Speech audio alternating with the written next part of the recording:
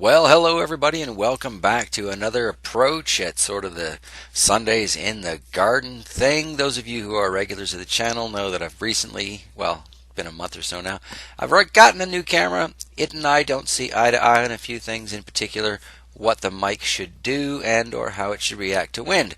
So we're trying voiceovers today, and I thought for a little bit of fun we'd check out, this is one of the apple trees that was here when we got here.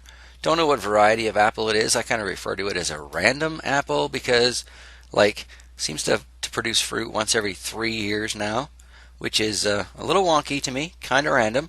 Not exactly the most flavorful apple, but it is nicely productive in the years that it does produce fruit, so at least there is that. And a little while ago, well, our first apple harvest here, really, I got the opportunity to use some of these apples in lieu of pectin, making kind of a mango jam. That turned out to be kind of like a very tasty little marmalade.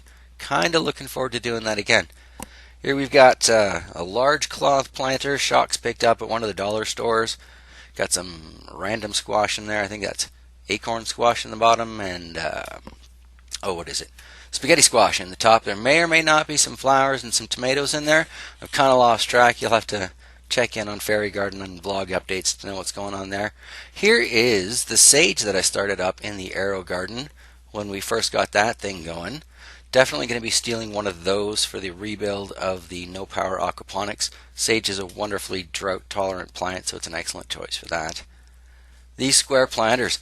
Alright, click like and share if you can remember how many years you've been seeing these square planters in my assorted videos. Those have become chicken feed projects now, so that's another interesting discussion. Here's a nice look at the lily selection that Shocks has going up front. Wonderful for bringing pollinators in the yard, I tell you what. Okay, now here we've got the coloche peppers up front. Right now I'm showing you the lemon habanero. A couple of nice little pods on there, but nothing anywhere near as sexy as you're going to see in the bunker garden later. That poor plant, though, always looks wilty. I don't know. Just, I don't know, too much drainage? Is there such a thing as too much drainage in the soil? Over here we've got the Caribbean red habanero. This has really spread out since it's been there, but nothing but flowers on there. No fruit. No fruit yet. Those Caribbean reds, I don't know. I don't know if they're going to work out for me as a long-term variety. There's that tomato I put up front. It does get nice and warm up there. Shocks' theory is one of the creeping vines that we have kind of growing as weeds here. Just reached on over and choked the living blank out of that tomato, and that's why it looks like that. I'm thinking about trying some of the walking onions up there, though, because it's good nitrogen-rich soil and gets a lot of sun. Here we have, this is the John Deere Parts Crate Garden. A little gnome buddy there hanging out. That's the 2-year-old Sugar Rush Cream. I'm in No Rush Cream, Sugar Dottle Cream, call it what you will. No fruit on there. And while the camera doesn't really do it justice here, I'm not a fan of this camera. There are a few flower buds starting to form on there. Very hard to see. This camera doesn't focus very well, you know. But it does the trick. Anyway, we might get something out of that. I'm not counting on it, and I'm not bringing it in this winter. Here's one of the 2 Thai basils that I transplanted from, well, originally those were Arrow Garden Thai basils, I guess. Decided to give them a chance in the soil with the tomatoes and the random pocket flowers. These tomatoes seem to be doing just fine, but as you'll see in a second, that other Thai basil is just toast. And this corner of flowers here, these are pocket flowers. I nicked a flower head that had gone to seed from one of the community gardens because I thought the other ones looked party, and put it in my pocket and promptly forgot about it. Just kind of sprinkled them out there this year. Hopefully we'll get a chance to see what kind of flower they were, because, I mean, all I can really remember is that I thought they were pretty at the time, so yeah, we'll see. That tomato I'm kind of covering up with the flowers right there. Might get moved into the no power system. We'll see. I wouldn't normally put a tomato into a no power aquaponic garden, but you know, I often do things that one necessarily shouldn't do. Pointing out a little dandelion leaf hiding in amongst the corner of things there. Oh, this narrating over videos is kind of weird, but one will get used to it, I suppose. Yeah, another look at that Sugar Rush Cream. I don't know if I'm thrilled or disappointed by that plant. I mean, it lived through one of 22 plants that made it through the winter, but Still no fruit. This is the indigo rose that volunteered itself out of one of the old pepper planters. I'm thinking I actually should plant that into the ground because I kind of need the planter back now. But got some nice fruit forming on it there. And I think we'll check on it in just a second. It's starting to get some red in the remaining green patches, and that's how you know when these ones really have gone ripe. That red there isn't anywhere close to what I actually am looking for. I'm looking for like a blood red, deep, sexy sports car kind of red. And that'll be at its absolute sweetest. Looking kind of behind the basil there, this is where I noticed how well those red currants were doing, and that the camera was actually interested in picking them up. So we're going to pop over and take a look at this. Some of you who have been around for a few years may remember that I got this thing as a little $4 red currant bush clearance end of the season at the Big W, because they were getting rid of all their gardening stuff. I don't know about where you live, but if we could buy red currants in the produce department, I'm pretty sure I've got more than $4 worth of them there. Got to rinse them cobwebs off from whatever caterpillars ate most of our leaves there. But all the same, nice looking pile of fruit. Might try giving the chickens some of those just to vary their diet a little bit. And well, I'm just plain curious to see what they do with the little red berries, because apparently chickens are attracted to the color red. It's a whole interesting bit of side learning we had go on there with the chicks. But anyway, looking forward to taking a whole bunch of cuttings off of this currant and hopefully getting a percentage of them to root, expanding this a little over to the right there, getting rid of that broken Rubbermaid tote would be nice. Ah, the bugger off moth cloth. You'll notice this is not on the swale garden. Not so funny story that goes along with that, but short version of that is that the cabbages started life in the basement. What else lives in the basement? Say it with me. Aphids. That's right. So we peeked under there day before yesterday, I guess now at this point, and noticed that while some of these plants were surviving quite nicely, most of them were in fact very much infested with our little dungeon friends. And while the white cloth was doing a fantastic job of keeping the brassica moths out of there, was also keeping out the ladybugs and thousands of other beneficial insects that would have happily ravaged those aphids long ago. So these cabbages, I think it's safe to say they could be doing better. I'm impressed that they're alive at all, though, and basically, no matter how poorly they do, they can still end up as chicken feed. So there's no such thing as a loss in this situation, really. Chickens make almost anything that goes wrong in the garden bearable. It's fantastic. I was even commenting about that with weeding the other day. It's so much more rewarding feeding these plants to something instead of just chucking them in the compost. And believe you me, those chickens are very happy to get huge piles of dandelion leaves thrown at them. So, here we go. All right, moving on to where I'm going to be doing this version of the No Power Aquaponics. We've got our still water pond sort of set up there. You can't really see the goldfish in there. A lot of algae growth in that water. But to me, that's just a sign of available nutrients, so I'm kind of excited about that. It means when I do get around to putting plants in there, they should grow. So the spider plant trough from the basement, not doing as well as I'd hoped. Noticed here on the mouse melon, there are a few little tiny flower starts and melon bums. So in theory, Shocks noticed this thing had come back to life and rescued it from the dark corner I had stashed it in my embarrassment. So she gets first mouse melon off of that, but hopefully there's at least 3 to come.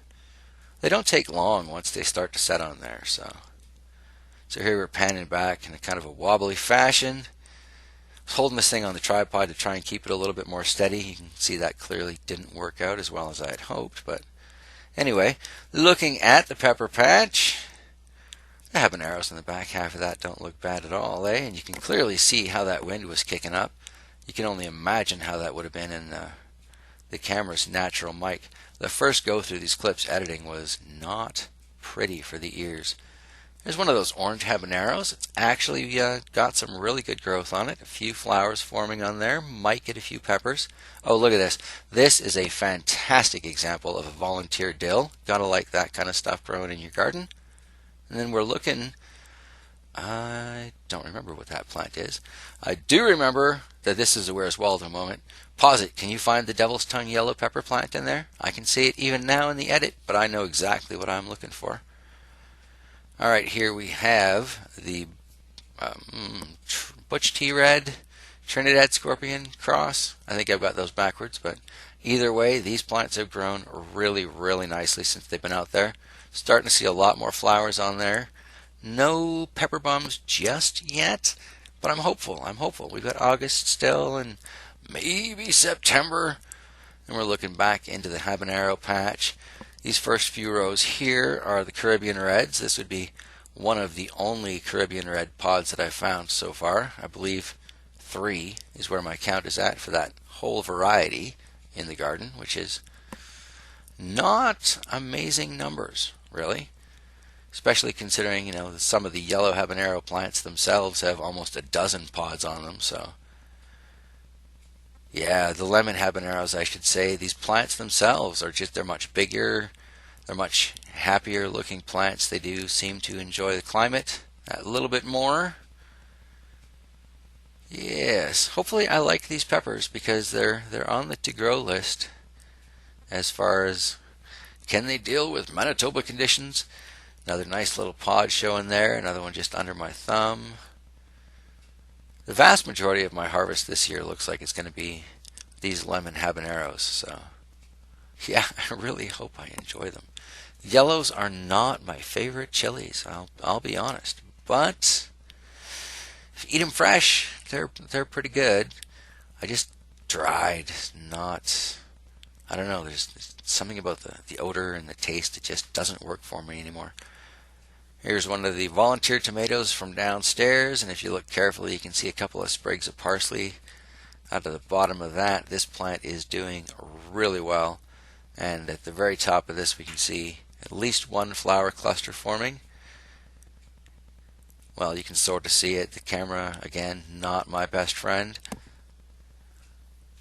So it's at the second ring in its little tomato cage. Should do something for us. I'm hoping that's a larger fruit variety. I really would like to get some fried green tomatoes out of the garden this year.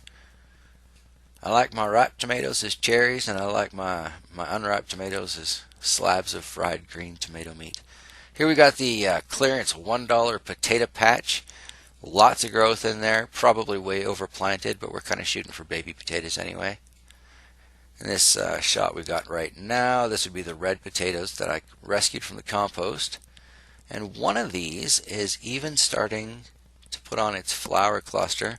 Again, the camera's not going to do it justice, but I did try and get a decent shot of it there. Fuzzy, fuzzy, fuzzy.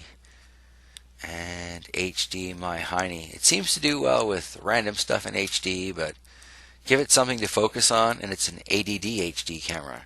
I can't focus on that. Everything else, sure. Anyway, here's some more of those clearance $1 potatoes. So all of those came from a single bag of seed potatoes. I think in the future, if I'm going to be planting bags of seed potatoes, I'm going to need to consider a larger planting area. I don't know if it needs to be as big as the corn patch is this year, but walking towards the bunker garden here, again looking at the lemon habs because there's really nothing to see in the Caribbean Reds. Look how many pods we've got. So that 2, 4, I see 6 pods off the bottom of that one plant.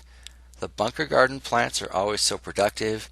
When there were squash back here, they did great. When there were tomatoes back here, they did great. Now that there are peppers back here, the one variety of them that is productive is doing great. Look at that pepper down there.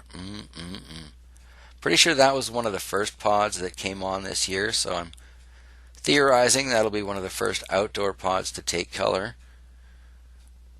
There's another nice looking one there.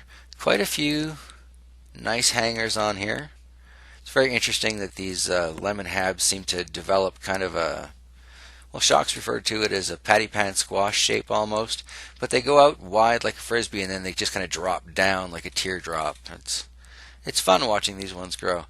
Sunflower patch here is coming along nicely, starting to get flowers forming there.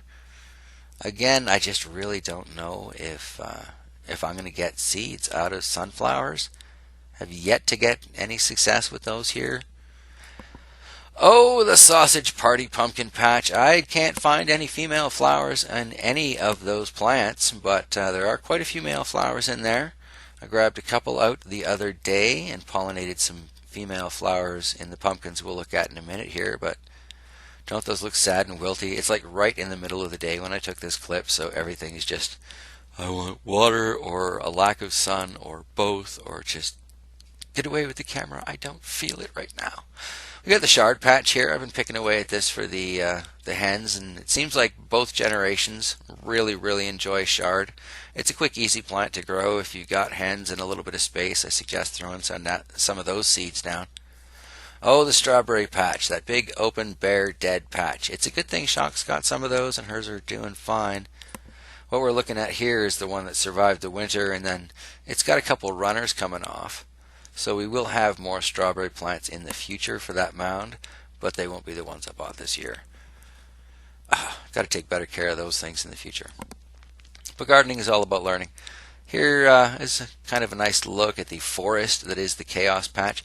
I can't believe I didn't grab a shot of the cherry tree that's right behind that, because right now it looks glorious. There's beautiful little red cherries all over it. Not quite what I was looking for yet, but just fantastic. Oh, hey, while we're looking at the corn here, Eric put out a video, Eric Hale, I hope you guys have all gone to sub to him, put out a video yesterday, maybe today, about getting better productivity out of your sweet corn. I strongly recommend checking that out. Very interesting little trick in there that I'd never heard of before. I am going to try and increase my productivity by just hacking away some of my sweet corn themselves. This is way overplanted. I already know that this is bad. So I'm probably going to go through there, and every second one is, well, chicken scratch. They'll enjoy breaking up those stalks and ripping up those greens. I'm sure they're savage little birds. Here we've got some of the volunteer tomatoes that came up in the corn patch this year.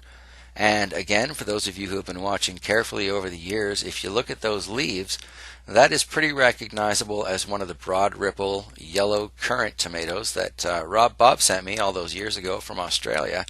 I can't tell you how funny I find it that out of all the tomato varieties that I've grown, one of which was even called a Manitoba variety of tomato, it's the ones from the land of Oz that decided to survive through our winters and go rogue and come up as volunteers in the garden.